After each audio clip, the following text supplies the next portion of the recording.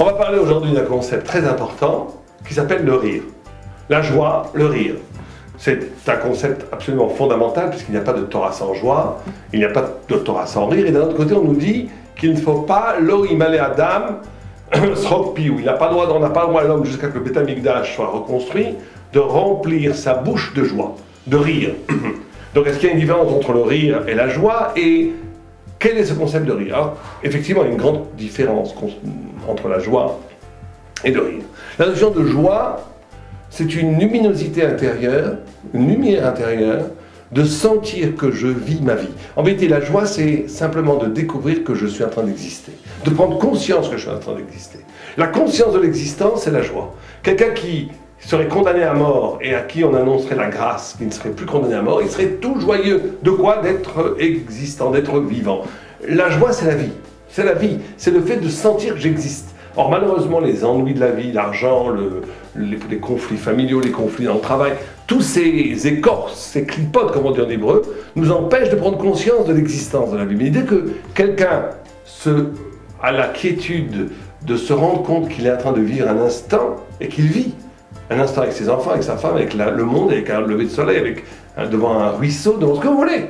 L'existence, sentir l'existence, c'est la joie. Le rire, bien entendu, est un sniff, est une déclinaison de la joie, mais il est plus spécifique. Le rire, c'est la notion du retournement. Regardez, c'est très intéressant de voir que quand quelqu'un marche dans la rue et qu'il est très respectable et qu'il tombe avec sa canne, alors il y a un double mouvement, il y a un mouvement où on a de la peine pour lui, mais aussi un mouvement de rire. On rit quand quelqu'un est assis sur ça peut arriver à beaucoup de gens, quelqu'un est assis sur une chaise et la chaise casse un pied, hop, il tombe par terre, et bien les gens autour rigolent. J'étais à Tchia B'Av, assis avec mon fils, et les gens étaient assis par terre dans des chaises branlantes, quelqu'un est tombé comme ça, la tête en avant, mon fils à côté a éclaté de rire, et même moi j'ai dû réprimer un sourire, parce que c'était Tchia B'Av, et c'est pas sympa de rigoler de quelqu'un qui tombe, le chapeau et le nez en avant sur la terre.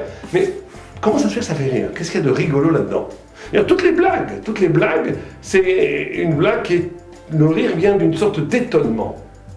C'est-à-dire que le rire vient de la tmia, de l'étonnement. Le fait qu'on aurait cru que ça allait se passer comme ça, le caractère normatif va dans un certain... Une bonne blague, c'est quoi? C'est de raconter que quelque chose doit se dérouler A, B, C, D, tout d'un coup, ça devait être E, et au lieu d'être E, on revient à A. C'est le renversement qui fait rire.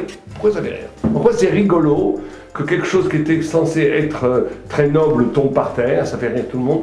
En quoi ce retournement fait rire? Alors il faut bien comprendre que le rire est une préfiguration du grand mouvement mystique messianique. Le Mashiach, quand le Mashiach va venir, ça va être un retournement, un renversement plutôt, de toutes les valeurs. Tout ce qui paraissait inébranlable, tout ce qui paraissait inexpugnable, c'était sûr que ça allait continuer comme ça. Toute la logique du politique, la logique du militaire, la logique du financier, toute la logique qui fait bouger le monde va se renverser, tout ça va tomber comme un château de cartes. Et ça va être un rire cosmique universel, un rire extraordinaire. Or, à chaque bonne blague, ou à chaque situation où on aurait cru que ça allait se passer comme ça et ça s'est passé le contraire, on vit à une très petite échelle ce mouvement cosmique de la venue du Mashiach. C'est pour ça qu'une bonne blague fait rire. C'est pour ça qu'il faut commencer un cours de Gemara avec une blague. C'est pour ça que le rire est essentiel. Mais il ne faut pas, imalet srok pinou, il ne faut pas remplir trop sa bouche de rire, parce que le Mashiach justement n'est pas encore venu. Et on ne peut pas actualiser une joie qui ne sera totale que quand le Mashiach viendra. Et donc c'est quelque chose de très fin. Il faut anticiper la venue du Mashiach en vivant dans cette joie, et même dans cet humour, et même dans ce rire. Il faut rire. Très important de rire.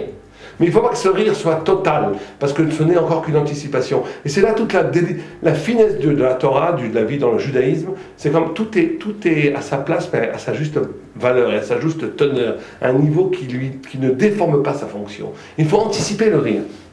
Mais il ne faut pas que ce rire soit total, parce que le rire total, il viendra au temps du Mashiach, Aleva Eloheinu Bekaro.